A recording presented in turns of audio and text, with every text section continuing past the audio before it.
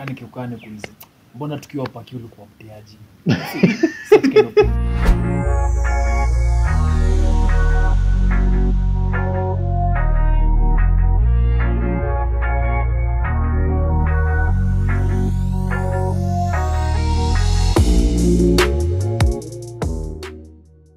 Welcome to the Quick One Wakili Show. Today we have a very interesting guest. I will invite him to introduce himself and then we can start. My name is Kiptinness. I practice and I teach law, and that's pretty much it. There's nothing fancy about my life. So Yeah.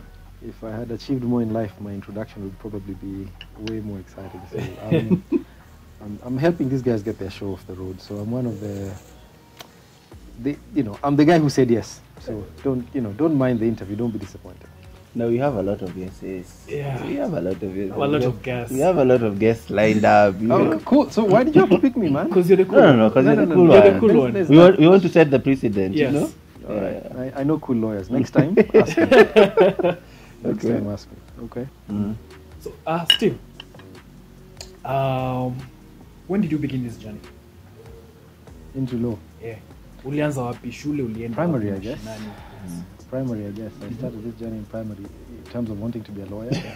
It's really other than wanting to get into literature, it is the only other, I suppose you could say, line of work that I thought I wanted. I seem to have an affinity for it. Yeah. I seem to have an affinity for the subjects that would take me in that direction. One of the things that I had, which I'm forever grateful to my parents for, is having mentors, having people who spoke into my life as a young kid, trying to just form my mind so that my interest in certain core subjects led them to tell me, we think you'd make a good type of lawyer.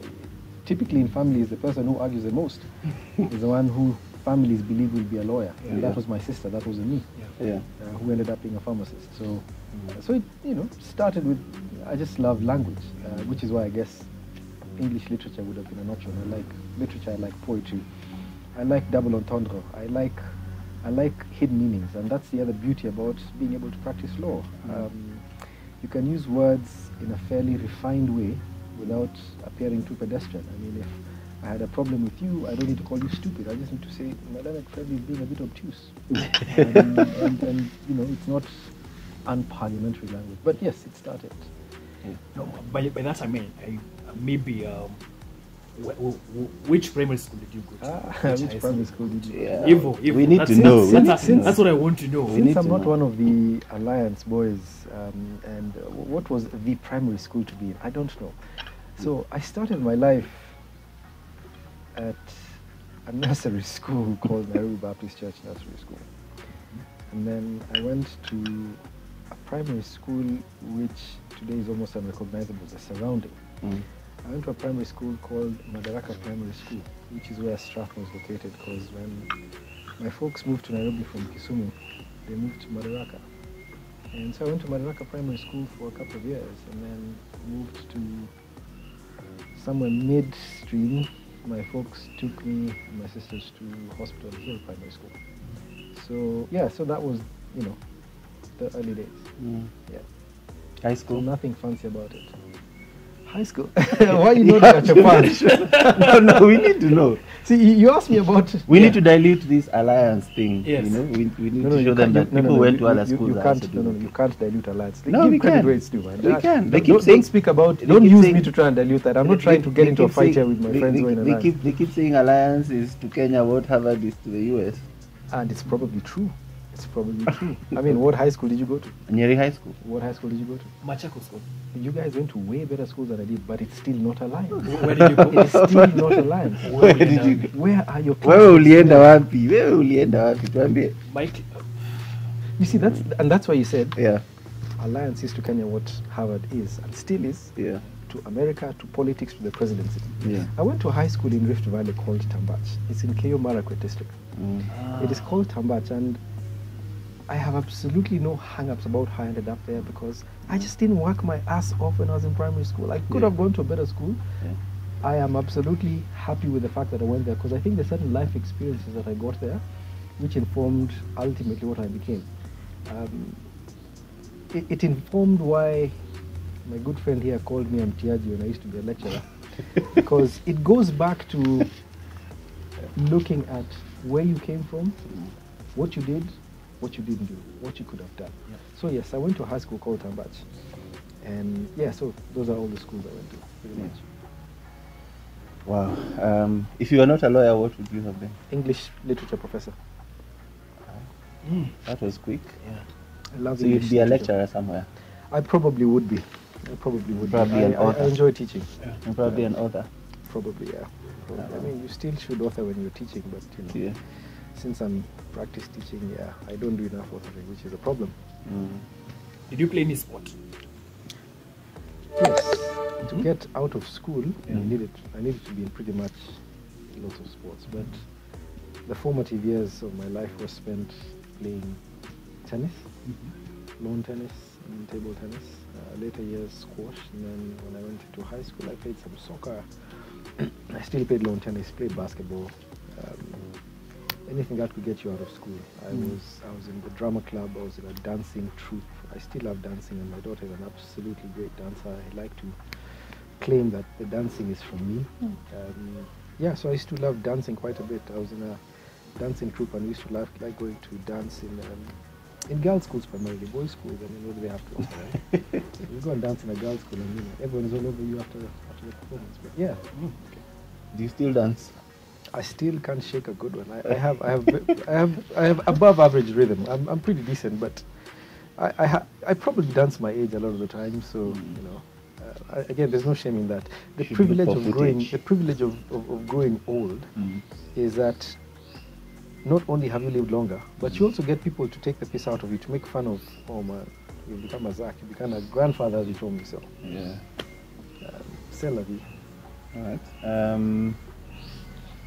So did you find the journey to becoming a lawyer longer than you had anticipated? It was longer than it needed to have been because I wasn't doing what I needed to do Yes. when I needed to do it. All right. So, for example, I'm doing my third year in high school. It's a day of closing, and it hits me on the day of closing that next year, this is third term of high school, third year. Next year we're getting into fourth one, and I'm thinking, whoa, that's the big KCSE exam. Now a bit of a backtrack.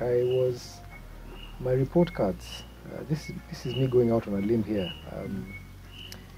My report cards from primary school through to high school used to have a certain common set of words, which the teachers never consulted one another of, but they just saw. Very cheeky boy. So I did have a level of cheek. I was really naughty, in all honesty. So because being too naughty doesn't tie well with performing academically, it means I used to focus on unnecessary things. I remember in my primary school, at some point I knuckled down and I was given an award, an Oxford Dictionary, for being the most improved student. I was like, yo, okay, I can do this. Yeah. So fast forward into end of third term, my first Form 3, and it hit me like a mark track that next year is a KCSE exam, and I don't think I'm ready for that exam because life is getting pretty serious pretty quick. So maybe I'm not ready for this. And I made a decision. So I recall as soon as we closed, school shut down and people were supposed to go home, you know, I'd take a matatu to Eldoret and then pass to Nairobi. I didn't leave. I went, placed a reverse call. You may not know what a reverse call is because you all are kids. To my folks, I told my dad, I want to repeat Form 3. Are you cool with that? Is it okay with you? And he said, why? I said, I think I now realize my life is in my hands. Are you sure? Did your principal set you up to this? I said, no. In fact, I've not talked to him. I want your approval. Are you sure? I said, yes. That right there is perhaps the reason I am here today. And I'm not professing to be the most successful lawyer in this country. But God has been gracious, in fact. And I went back to school and saw the principal. I said, actually, I think the deputy principal. No, the principal. I said, I want to repeat next year. I don't want to go to Form 4. It's like, are you sure? Why are you doing this? I mean, have your parents? I said, I've spoken to my parents. You know, your parents told you to do this? I said, no, I asked for it. And they said, if you agree, it's fine. Well, why can't they take you to another school? And I was like, that's just too much drama. Are you sure you want to do it at the same school? These guys are going to make fun of you. I mean, these were your rebels. Yeah. But you know, the interesting thing is I didn't care. Yeah. I didn't care that I was going to be in a class with people who were my rebels. All I knew is I need to repeat and start getting my act together. And I did. I ended up in a class when I repeated with a certain journalist who passed on the other day called Robert Soy. Very, very nice guy. Robert Soy took the piss, man. That guy took the piss, man. He made fun of me. In fact, once I remember I was so pissed, I ran towards him to have a fight, and we had this story building classes. He shimmered down one of the pillars instead of running all the way across because I had cornered him. And the point being, I knew that this is what I wanted to do in life. So principal brought out the report books like, you've been here, there, average. Yeah. You could still do better. Yeah. If you went for your December holidays, you read as hard as you wanted to, and you came back in January for fourth form. I said, no, I want to repeat. And he said, okay, cool, you're good to go. And I came back in the new year and my desk didn't move because we used to move with our desks. Yeah. And people laughed at me. People laughed at me, they did. And they made fun of me. But it didn't matter. It didn't matter. That's when I knew I can be in control of my own mind and I am in control of my own destiny. For me, that was the most pivotal moment in my life ever, because I took charge of my own life, which then informed how I tried to pass across that message, particularly in class or with people I talk to. And I have absolutely no hang-ups, no shame about saying, I repeated third form. I did. Do I feel like a less successful lawyer because I repeated third form? Do I feel like I'm earning less revenue, like I lost a year of revenue because I repeated third form? I don't. In fact, if I didn't, I probably would not have gotten into the profession. So that for me is the most pivotal aspect of my life, and I knuckled down, I worked my ass off, I improved in ways I didn't believe I had within me. And for me, that was the beginning of taking charge of my life. And from there, where did you go to Campo? Again, when we did high school back then, KCSE, there was only one place you could do law. UON School of Law, Parkland. The university. The university. There was no other place, which by extension meant the grades you had to get, if you're not Alliance material, you know, to be impeccable. I mean, clearly, Machakos, Nyeri High, you all had what it takes. And you will remember, and I don't know why you guys don't remember this, I always tell my students, you guys are way better than I am. You're way more intelligent than I am. You got admission to the university. I didn't. I didn't have a hope of a prayer. I mean, I did have a prayer of a chance, but I probably could have done even better, even worked even harder. So, of course, I applied to University of Nairobi School of Law. And those days we used to be like, I can't remember if Form 3 or Form 4, you fill in those forms for Joint Admissions Board. And I do my high school. And I didn't get that A grade, man. So the options that were available for me were to change my career, don't get into law, get into something else. Now, as is often the case at that time, I suppose, I don't know if it's changed. My parents used to encourage us to dream about going outside the country, so I figured I'll go to the US. Oh, and by the way, when I repeated, my sister, who's a year younger than me, caught up with me. And the pressure, she was my younger sister, so pressure, and whereas I was drama, dancing, music, this, that, the other. I mean, I was a pretty good poet. I came to the national competitions twice. My sister was science congress, mathematical symposiums, the things bright people do. Anyway, so she wanted to study, I think, aviation. I had sort of given up on law because I figured I guess law is not going to work. The only other options I had would be, say, to go to the United Kingdom, which my parents could ill afford. So my sister and I did TOEFL, applied to the US. She was going to Chicago. I was scheduled to go to the University of Tennessee to do a bachelor's in business administration. And then one of my mentors who had been in my life throughout called me to his office. He was a company secretary at the time at KPCU. He's a former chairman of Legal Affairs, the Legal Affairs Committee at Parliament. He's a former Director General at CCK. Samuel Kipono Chepkonga. Called me to his office. Apparently, he told my dad, give me that guy's grades. Send them to his brother who was in a university called Kolhapur in India. Told him, apply for this guy. Just write an application letter, get me an admission letter. So he called me to his office, and he shows me an admission letter to go and study law in India. I'm like, dude, are you serious right now? Me, I'm a Jew. I'm going to the West. Yeah. We're not going anywhere else. Yeah.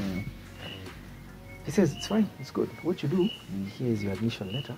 You go home, think about it, pray about it if you must. But when you make a decision you will not regret. I took my stuff. At the time I was working as a messenger. I was so good at being a messenger. The company wanted to keep me on full time. Anyway, so I go home and I didn't sleep that night. It was a sleepless night because I thought, I really want to stay here. But I also really want to go to the US. Because the States is where it's at. People don't go to India. In India, the qualifications are not good. There's lack of food. There was all these stereotypes. But I remember when I fell off to sleep at some time around midnight, I decided, you know what? I'll just bite the bullet. I really wanted to do law. My desire, my drive to study law was stronger than me wanting to go to the States. So the next morning, I went back to his office and I said, you know what? I'm going to do this. I'm going to put my head down. I'm not telling nobody about this. Because my friends and I used to be like, yeah, I'm going to States. Where are you going there? I didn't tell my friends. Knackered down, went to Ministry of Education, just made sure, okay, the university is accredited by the ministry. Went to apply for my visa, blah, blah, blah. I mean, it was within a period of about, it probably was June or May, and I left within 2.5 months, I think. Now, there's a family friend who was in a place called Pune, University of Pune. So I was supposed to travel with him for the week, and I did travel with him, but I ended up there. So I didn't go to Kolhapur, where this guy got a letter from me from. I went to, I did my research, got admitted to Pune University, but under a college called the ILS Law College. ILS Law College is a pretty good law school, and I chose it because I figured if I'm going to do it here, I might as well go to a law school of my choice.